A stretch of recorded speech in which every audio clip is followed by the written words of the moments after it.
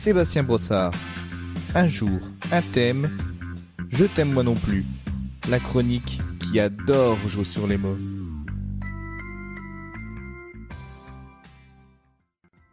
Un sac vert.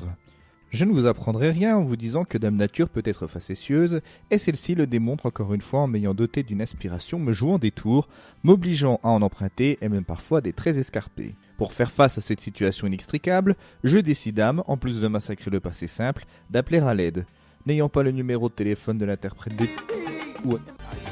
Et ne connaissant personne d'autre se prénommant comme ce célèbre chanteur contribuant à populariser le rail de notre douce France, je fis donc appel à mes proches pour voler à mon secours. En plus, mon père est pompier volontaire, donc voilà. Après lui avoir rapidement fait le topo sur ma démarche qu'il jugeait un peu bancale, et pourtant elle ne vient pas de Lorraine, il accepta finalement de me donner un coup de main, même si je sentais bien qu'il eût préféré me filer un coup de pied, dans le derrière de préférence, pour m'encourager à trouver un vrai métier dans les bureaux, comme le font les honnêtes gens. Sa mission, maintenant qu'il l'avait acceptée, afin de me permettre de refuser celle des boîtes d'intérim, était de me trouver un thème quotidiennement, afin que je puisse digresser à ma guise, bien que le lieu importe peu, et me permettre ainsi de vous livrer un texte tel que celui que vous dévorez actuellement, petit vénard que vous êtes. La sentence s'abattit prestement, et le premier thème fut donc un sac vert. Je me permets d'ouvrir une parenthèse. D'ailleurs, notez que je caresse aussi le doux rêve d'ouvrir un bar tabac, mais ma banque ne semble pas du même avis. Je disais donc, j'ouvre une parenthèse pour vous permettre de relire le titre de cette prose, afin de vous rendre compte de la pauvreté de l'imagination de son auteur, ce qui montre bien la nécessité de faire appel à un proche, au style parfois pompier, je vous l'accorde, mais toujours volontaire. À présent, intéressons-nous à ce sac vert. D'où sort-il ? Dans quelle matière a-t-il été fabriqué ? Est-il réel ?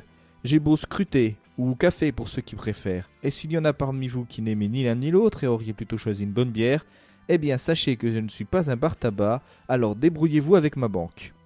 Je disais donc, après avoir scruté attentivement la table de la cuisine, que je ne pus voir aucun sac, encore moins vert, posé dessus. Je ne vis que quelques prospectus récoltés ici et là par ma mère, et que mon père souhaitait voir rôtir en enfer, ou au moins dans la poubelle jaune réservée au papier et au carton. Il devait bien y avoir ça et là collé à la nappe, tantôt une aile, tantôt une patte de mouche, dont le reste du corps repose dans la poubelle, mais pas la jaune, vous l'aurez tous compris.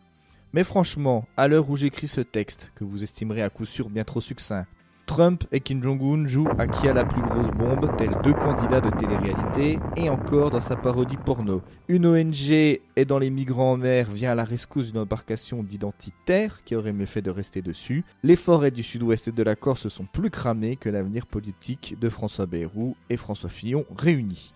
Alors, plutôt que d'écrire pour ne rien dire, je vous propose d'oublier ce satané sac vert et de le jeter à la poubelle, celle de l'ordinateur, évidemment. Sébastien Brossard.